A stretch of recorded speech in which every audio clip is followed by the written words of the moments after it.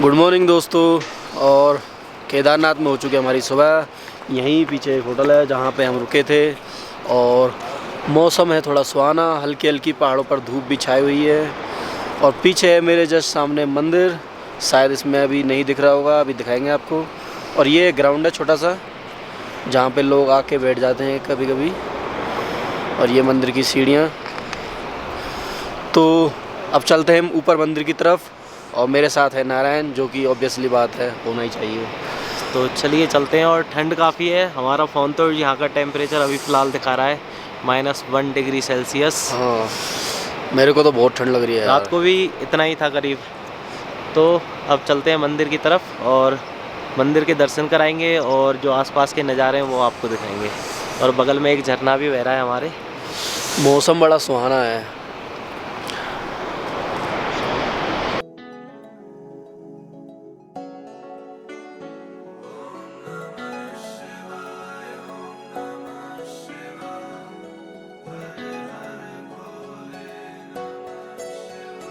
ओम नमः शिवाय, ओम नमः शिवाय, हर हर भोले नमः शिवाय, नमः शिवाय, ओम नमः शिवाय, हर हर भोले नमः शिवाय। रामेश्वराय शिव रामेश्वराय, हर हर भोले नमः शिवाय। रामेश्वराय शिव रामेश्वराय, हर हर भोले नमः शिवाय। ओम नमः। हाँ तो दोस्तों, अभी हम खड़े हैं मंदिर के साइड में और ये है पीछे मंदिर और पीछे हैं बर्फ़ से ढकी चोटियाँ जो मेरे पीछे आपको दिख रही होंगी। और ये जो पीछे का जो पोर्शन है 2013 में यहाँ से फ्लड आई थी पीछे से। तो बताते हैं कि हिमाचल और उत्तराखंड में जो फ्लड आई थी तो उत्तराखंड का जो एरिया है, ये वाला एरिया बहुत ज़्यादा प्रभावित था। तो ये जो पत्थर है पीछे, ये वाला सामने, इस पत्थर की वजह से ये पूरा मंदिर बच पाया, क्योंकि इसके एक साइड, दोनों साइड से पानी मतलब डाइवर्ट हो गया, एक इधर साइड और दूसरा उधर की साइड। तो क्या हुआ कि ये जो पूरा मंदिर का जो मेन पोर्शन है ये पूरा बच गया, लेकिन मंदिर के जो आसपास की जितनी भी दीवारें थीं और मंदिर का जो एंट्री पॉइंट था वो सब बर्बाद हो गया।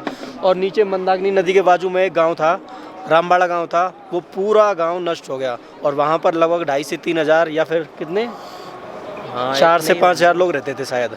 तो वो पूरा गांव बर्बाद हो गया। इतनी भयंकर वहाँ पे तबाही आई थी। और ये पीछे का पोर्शन है, यहाँ से वो फ्लड आया था। और जो मंदिर की आसपास की दीवारें थी वो भी गिर गई थी। जो आसपास जो दुकानें बनी हुई थी सब कुछ ख़त्म हो गया था, बस मंदिर ही बचा था इस शिला की वजह से, जिसका नाम अब भीमशिला रख दिया गया है। और लोग बागों की ये मान्यता है कि मतलब साक्षात भीम जो पांडवों में थे उन्होंने ही इस मंदिर की रक्षा की है, वही स्वयं आ गए हैं। और इस भीमशिला की भी अब पूजा होती है। और बताते हैं कि उस टाइम पे जो पूरी दिल्ली में मतलब सीजन में बारिश के टाइम पे बारिश होती है, उतनी 2 से 3 दिनों में यहाँ पे बारिश हो गई थी उत्तराखंड में, और उसी की वजह से वो बाढ़ आई थी। तो उस टाइम बहुत त्रासदी हुई थी, काफ़ी लोगों की जान गई थी रिकॉर्ड में। तो मेरे हिसाब से आप अगर डॉक्यूमेंट्री देखोगे ना, हॉटस्टार पे मिल जाएगी या यूट्यूब पे मिल जाएगी, केदारनाथ नाम से डॉक्यूमेंट्री मिलेगी आपको, उसमें देखना, आपको बहुत अच्छे से पता चलेगा। और कितनी तबाही हुई थी सब देखना आप, मतलब रिकॉर्ड के हिसाब से तो 4-5 हज़ार लोग ही मारे गए थे। हाँ। लेकिन यहाँ के लोग भी बताते हैं और कुछ यहाँ के जो पंडित वगैरह हैं वो भी बताते हैं कि लगभग लाखों लोगों की जान गई थी। लाखों नहीं तो मतलब जो 4-5 हज़ार लोग बताते हैं, मतलब उससे तो ज़्यादा ही गई थी, कम से कम 20-25 हज़ार। रिकॉर्ड में तो 4-5 हज़ार ही हैं बस, क्योंकि जिस वक्त दर्शन करने लोग आए थे वो लाखों की संख्या में थे। लाखों की संख्या में थे। ऐसा नहीं है कि सबकी जान चलेगी थी। लोग बाग जैसे ही वो बाढ़ आई थी पहाड़ों की तरफ भाग दिए, कुछ मंदिर में घुस गए थे मतलब। और जो वो त्रासदी थी, जब पानी आया था वो 4 से 5 मिनट तक ही था यहाँ पे, बाकी सब बह गया था। लेकिन उस 4-5 मिनट के पानी ने ही इतनी तबाही मचा दी गौरी कुंड तक, मतलब रास्ते में जो भी कुछ आया सब कुछ ख़त्म हो गया था। बिल्कुल। और हम ऊपर चलते हैं अब, ऊपर की साइड जहाँ से वो फ्लड आया था और जहाँ वो क्या नाम है उस, भीमशिला के पास चलते हैं। धूप निकली आई है लेकिन काफ़ी ठंड है। ठंड बहुत लग रही है। बहुत ज़्यादा धूप निकल गई है, लेकिन वो पहाड़ों पर ही है, अभी यहाँ तक पहुँचने में उसे वक्त लगेगा थोड़ा।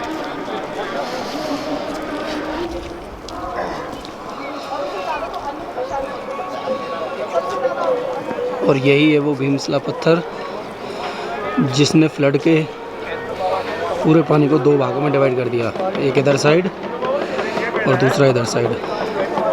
और जो ये पूरा मंदिर है ये बिल्कुल इसके सामने था, तो इसलिए मंदिर का पोर्शन बच गया, लेकिन आसपास की दीवारें नष्ट हो गई। शिवाय ओम नमः शिवाय, हर हर भोले नमः शिवाय, नमः शिवाय ओम नमः शिवाय, हर हर भोले नमः शिवाय। जटाधरा शिव जटाधराय, हर हर भोले नमः शिवाय, जटाधर। हाँ, तो मंदिर के बारे में जो मान्यताएं हैं, बताया जाता है कि जब महाभारत का युद्ध हुआ था उस समय पर जब पांडव अपने भाइयों के वध का प्रायश्चित करना चाहते थे जो उन्होंने किया था, लेकिन भगवान भोलेनाथ उनसे रुष्ट थे, निराश थे उनसे, तो उन्हें दर्शन नहीं देना चाहते थे, मिलना नहीं चाहते थे उनसे। लेकिन जो पांडव है वो घूमते रहे, उनकी तलाश में कैलाश पर्वत गए, बहुत जगह गए, फिर भगवान भोलेनाथ यहाँ पर आकर विराजमान हो गए। और फिर जो पांडव थे वो घूमते घूमते यहाँ भी आ गए। और जब भगवान शिव ने देखा कि पांडव यहाँ भी आ गए तो बहुत सारे बैल इकट्ठे थे एक जगह पर, और जब उन्होंने देखा पांडवों ने, वो समझ गए कि मतलब कुछ तो चक्कर है, यही इन्हीं में से कोई ना कोई भोलेनाथ हैं। तो जो भीम थे उन्होंने अपना बलशाली रूप, मतलब बड़ा विराट रूप धारण किया, और एक इधर जो पर्वत देख रहे हो और एक पर्वत उधर की तरफ, तो इन दोनों पर्वतों पे उन्होंने अपनी पैर रख दिए और जो बाकी बैल थे सब भाग गए। पर भगवान भोलेनाथ तो भोले ही हैं, महादेव है वो कैसे निकल सकते हैं उनके पैरों के नीचे से, तो वो वहीं खड़े रहे। और बताते हैं कि मतलब कि भगवान तब भी उन्हें दर्शन नहीं देना चाहते थे, तो वो धंसते चले गए नीचे ज़मीन की तरफ, और जो उनकी पीठ थी वो पकड़ ली थी भीम ने, और वो पीठ यहीं पे रह गई। जो पीठ है वही विराजमान है यहाँ पर, स्वयंभू भगवान है यहाँ पर, ऐसा नहीं है कि किसी ने बनाया है या शिवलिंग ला के रख दिया।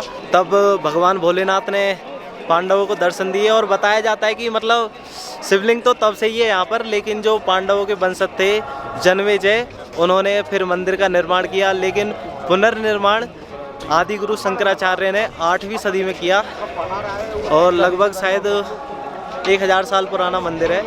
हाँ, तो भारत में जो पंच केदार हैं उनमें से एक तो है केदारनाथ में हो गया, एक तुंगनाथ में, एक रुद्रनाथ में, एक कल्पेश्वर में और एक मध्य में।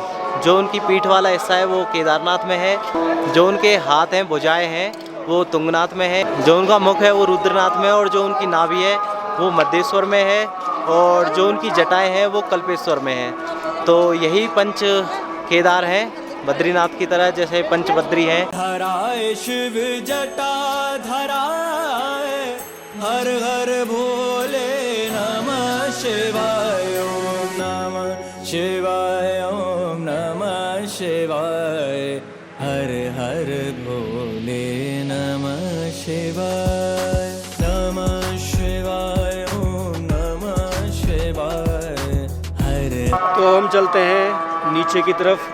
पहले जाएंगे हम रूम जहाँ पे हम रुके थे, वहाँ से हमें सामान लेना है अपना, और उसे लेने के बाद फिर चलेंगे नीचे जहाँ हमने बाइक खड़ी की हुई है।